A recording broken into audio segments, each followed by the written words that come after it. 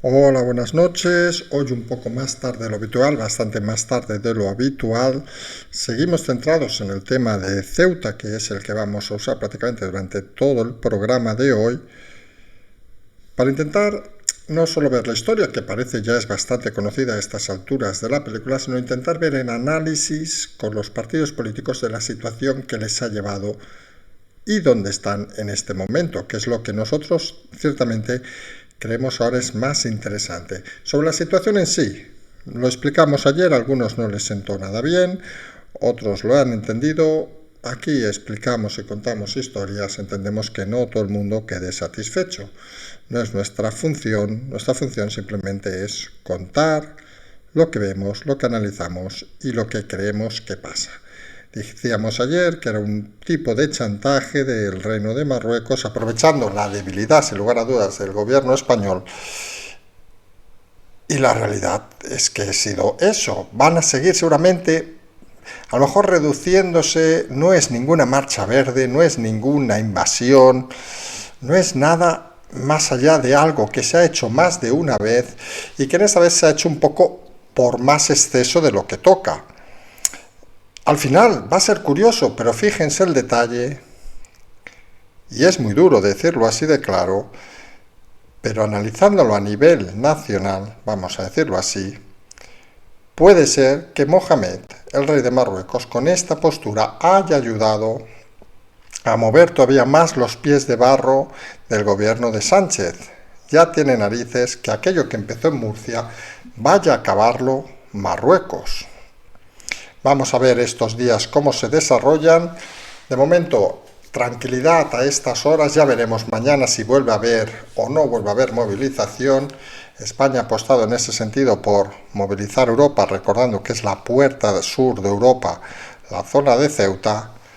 Más tranquilidad de la que hubo la pasada noche. Vamos a ver cómo se desarrolla en las próximas horas.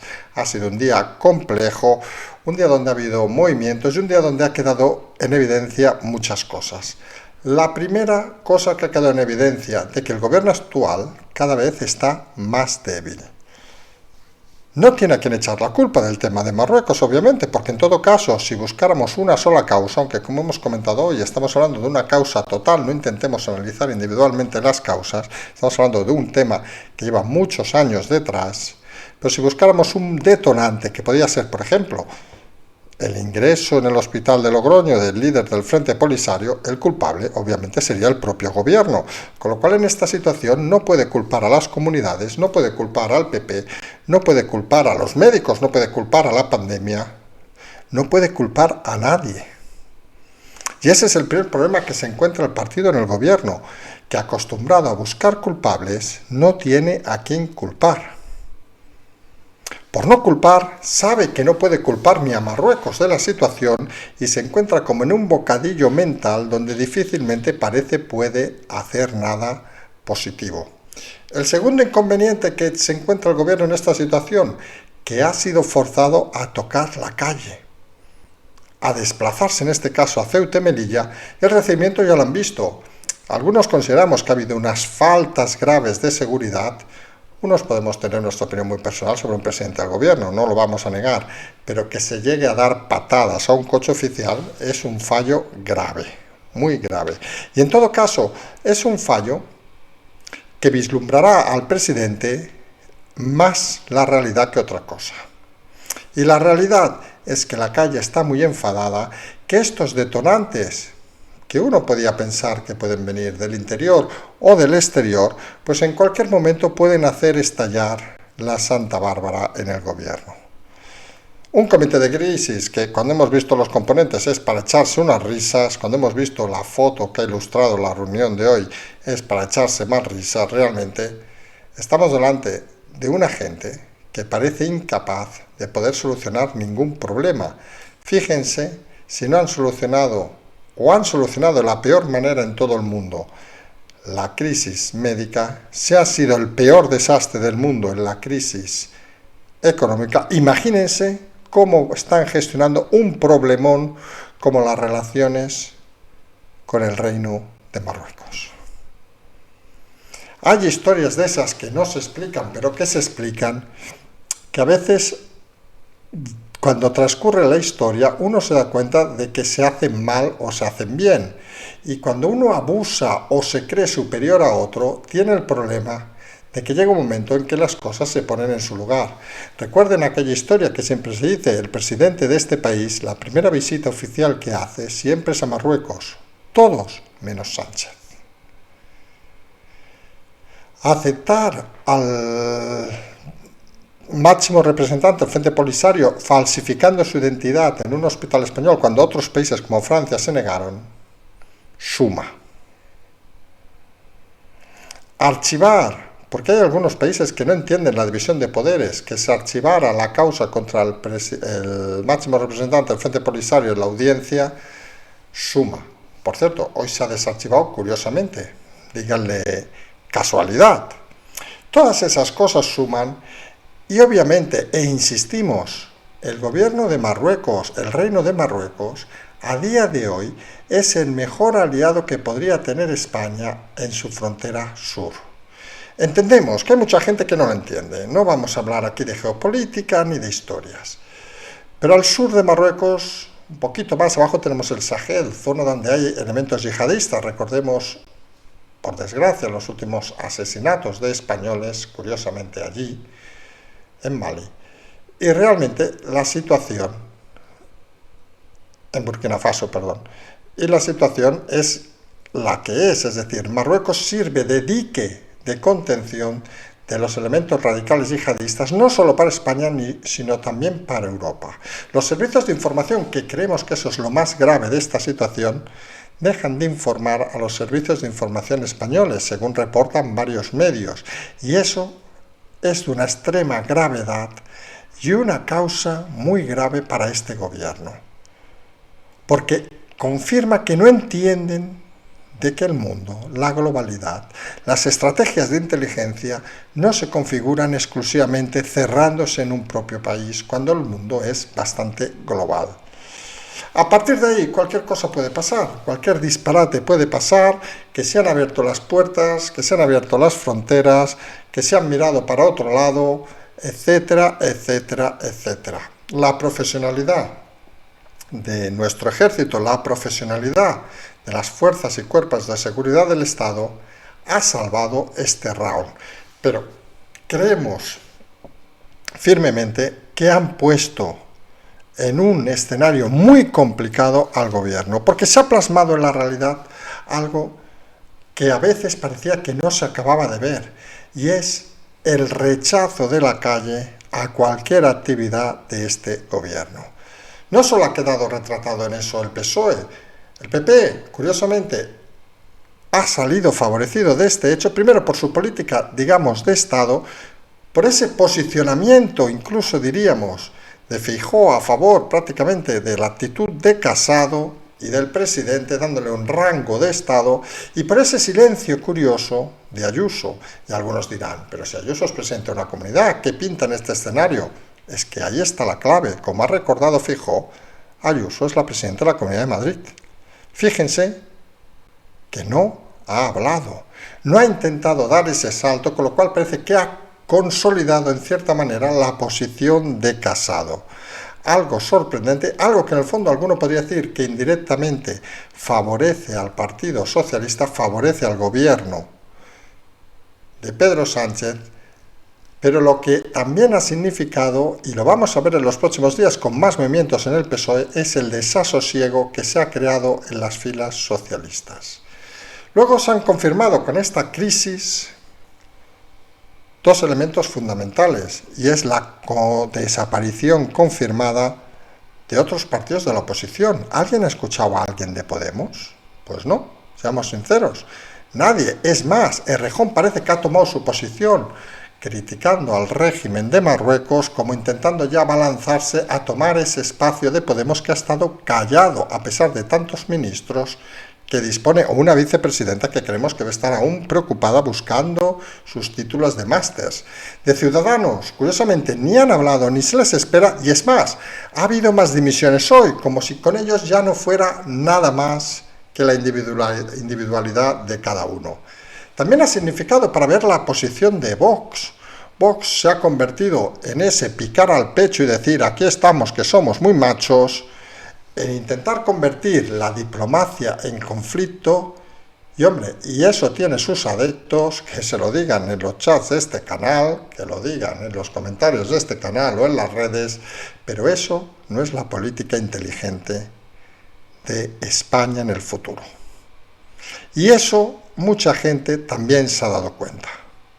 Nosotros desde el primer momento apelamos a la tranquilidad, apelamos que esto no dejaba más que ser que un exceso del Reino de Marruecos, con sus argumentos, seguramente ellos tendrán sus argumentos, nos los podemos creer o no, cada uno es libre de creérselos o no, pero no era ni una movilización organizada como la Marcha Verde, ni era una invasión de Ceuta y Melilla, ni era un golpe contra España. Era simplemente lo que se ha repetido en otras ocasiones, esta vez de forma más virulenta, nadie lo va a negar, atacando la dignidad de los ceutís, nadie lo va a negar, violando la integridad de la frontera, nadie lo va a negar, pero cuando se ha dado el golpe, cuando se ha dado ese manotazo excesivo y se ha visto que era momento de ya lo hemos hecho, ya hemos puesto en evidencia al gobierno, ya hemos puesto en evidencia a España, se ha procedido a dilatarlo. Siempre en estos temas hay el riesgo de que las cosas se puedan disparar, siempre podemos tener, y lo decimos con toda la rotundidad, a esos gobernantes que no son capaces de entender la realidad, a esa oposición que no es capaz de entender la realidad, y ha quedado contrastado en estos incidentes, por llamar de alguna manera, en estos actos, podríamos decir casi violentos, que sin lugar a dudas van a durar todavía algunos días, porque estas cosas no acaban de un día para otro y van a tener sus consecuencias, han puesto en evidencia la debilidad total del gobierno. Debilidad no solo en el presidente, que ha tenido que presentarse corriendo en Ceuta y Melilla ante el abucheo generalizado de los ciudadanos, sino en miembros del gobierno, como la ministra de Asuntos Exteriores, que todavía no entendemos a qué se dedica. Ya no hablamos de Marlaska, ya no hablamos de otros ministros. Porque, por ejemplo, ¿alguien ha visto a la vicepresidenta, tercera máxima representante de Podemos, Yolanda Díaz, en estos temas? Pues nada. Nadie ha visto a todos esos que por una mano dicen una cosa y por otro dicen otra. Nadie recuerda a Pablo Iglesias provocando también al Reino de Marruecos en su momento. Y nadie ha visto nada más que lo que hemos visto. Y lo que hemos visto ha sido una situación que ha confirmado que el gobierno de España cada vez está más descontrolado, cada vez tiene menos mensaje que transmitir, cada vez es menos verosímil y, sobre todo, lo más importante, cada vez es más complicado que alguien le respete en la calle.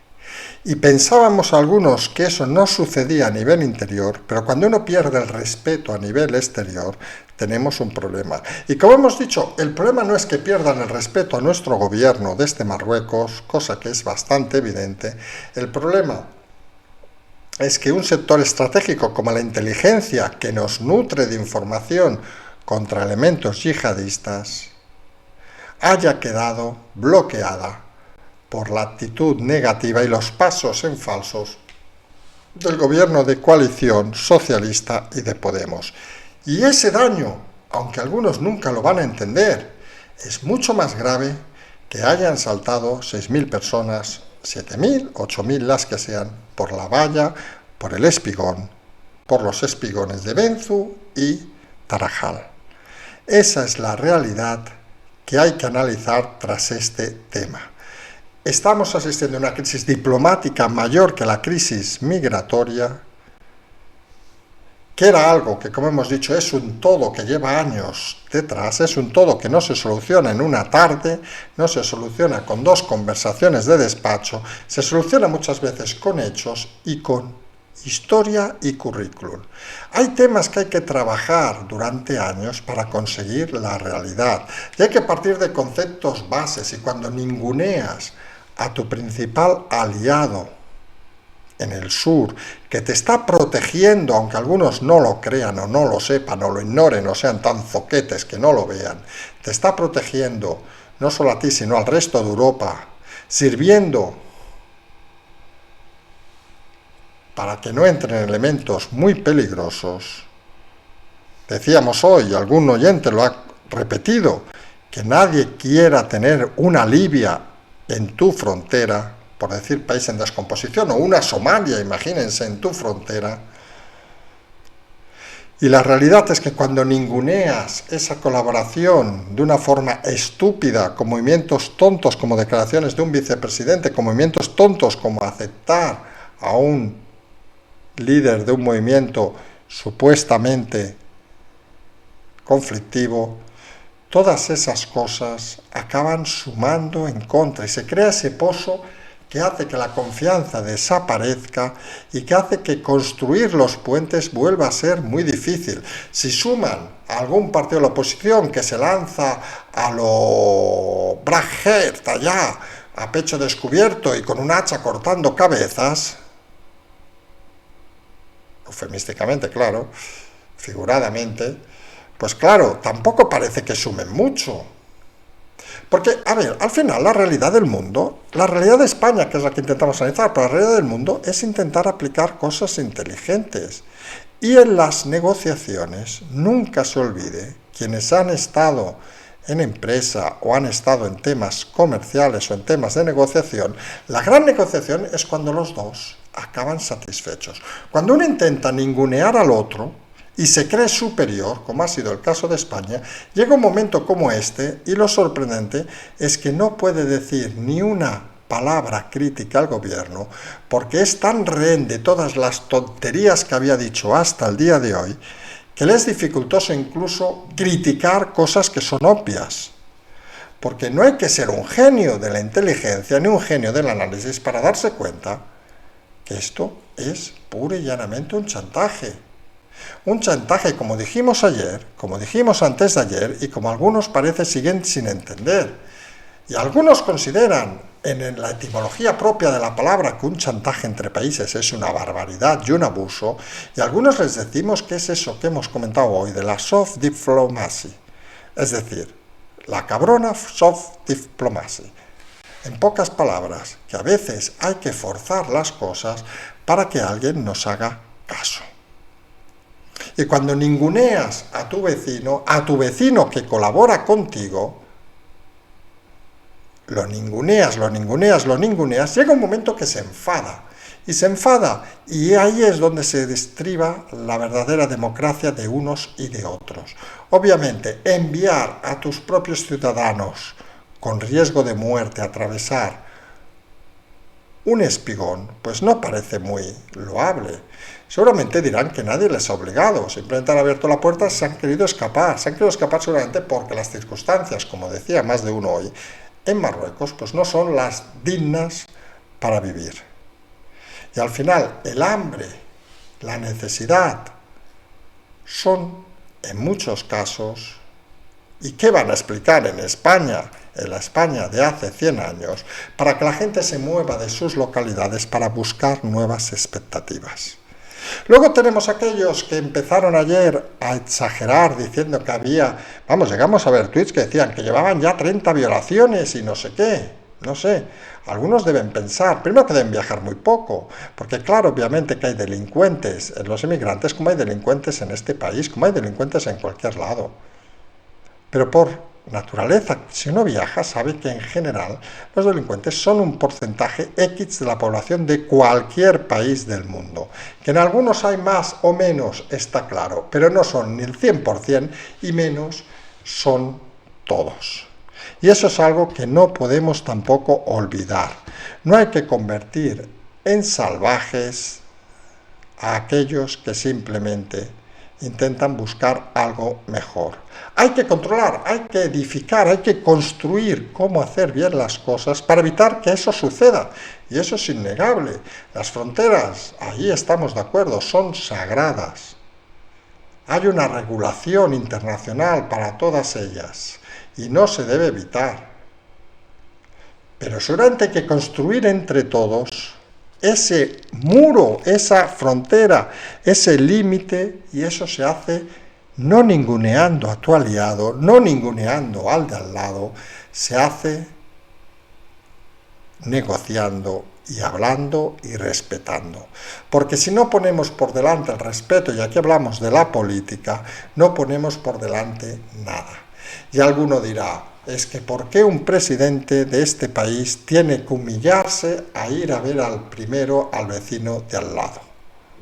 Hombre, pues uno dirá una cosa muy tonta. ¿Por qué tienes que invitar a tus hermanos, a tus hermanas, a tus cuñados a tu boda? Pues porque son de los tuyos. Hay cosas que se deben hacer cuando se deben hacer. Y hay gente que se toma mal esas cosas, y hay gente que en un mundo sobre todo moderno nos importa un carajo que inviten primero a uno o a otro. Pero ahí está lo que se llama la diplomacia, que es hacer las cosas bien para intentar no solo tú quedar contento, sino que tu vecino quede satisfecho. Y eso es algo que la chulería de este gobierno no solo ha negado a los propios ciudadanos de este país, dando solo a los suyos por interés y negando al resto. Hablaríamos aquí de todos, de autónomos, etcétera, etcétera, etcétera, como si fueran personajes de tercera, si no ha hecho lo mismo internacionalmente. Y está claro que en España, pues los autónomos, lo que sea, tienen muy poca fuerza porque no tienen órganos de representación. Los ciudadanos tienen muy poca fuerza porque no están organizados como sociedad civil. Y los partidos políticos se han agrupado todos como grandes amigos para salvarse entre ellos los calzoncillos. Pero claro, cuando ese ninguneo se lo haces a un país soberano como Marruecos, pues te encuentras con un pequeño problema, y es que algunos juegan a las cartas con unos faroles muy grandes que a veces implican riesgos muy elevados. El resultado del movimiento de Marruecos, poner en evidencia al gobierno de España, dejarle en una debilidad clara internamente,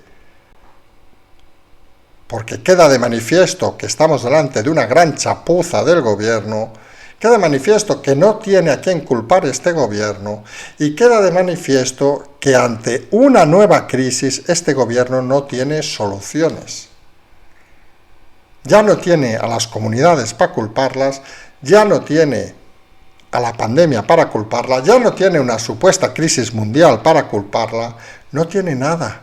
Solo se tienen a ellos. Incluso por no tener, fíjense, no tienen ni a Podemos para culparlos, porque ¿dónde se ha quedado Podemos en esta crisis? Se ha quedado escorado, abajo, abajo, calladito, calladito, calladito. Aunque algún medio haya tirado de esas declaraciones de Pablo Iglesias de hace unos meses, cuando era vicepresidente, con toda, por cierto, creemos, legitimidad, porque efectivamente son declaraciones impropias de un vicepresidente, aunque solo sea eso, realmente el PSOE se ha quedado sin nadie a que poder culpabilizar. Y al contrario, todo el mundo parece que encuentra las decisiones del PSOE, una u otra, aunque nosotros insistimos, esto es una totalidad, no estamos hablando de una cosa individual, pero todo el mundo encuentra, pues miren aquella declaración, miren aquello del Frente Polisario, miren aquello de la Audiencia Nacional, miren aquello, aquello, aquello. Cuando uno tiene tantas ventanas abiertas para recibir una bofetada, como es el caso del gobierno, y tiene ninguna ventana abierta para poder escapar, tiene un problema. Y eso acaba provocando situaciones como la de hoy, de que tiene que presentarse el presidente en Ceuta y Melilla y es recibido de una forma vergonzosa. La realidad es la que es. Este tema de Ceuta, lo hemos dicho ya en su primer momento, podía ser el principio del fin. Movimientos en el PSOE que vamos a desarrollar los próximos días a raíz de este tema, mucho desengaño, muy poca capacidad de reacción del gobierno. Ya ha quedado de manifiesto algo que era obvio para algunos. Cuando sale del escenario Podemos, cuando Yolanda Díaz queda escondida por el tema, aunque alguno no se lo crea, de los másters que le hace, que no tenga capacidad de reflotar, porque sabe que en el momento que suba un poquito alguien va a sacar el tema, el gobierno queda desnudo. Y el gobierno desnudo, digámoslo con claridad, ¿qué es? Sánchez,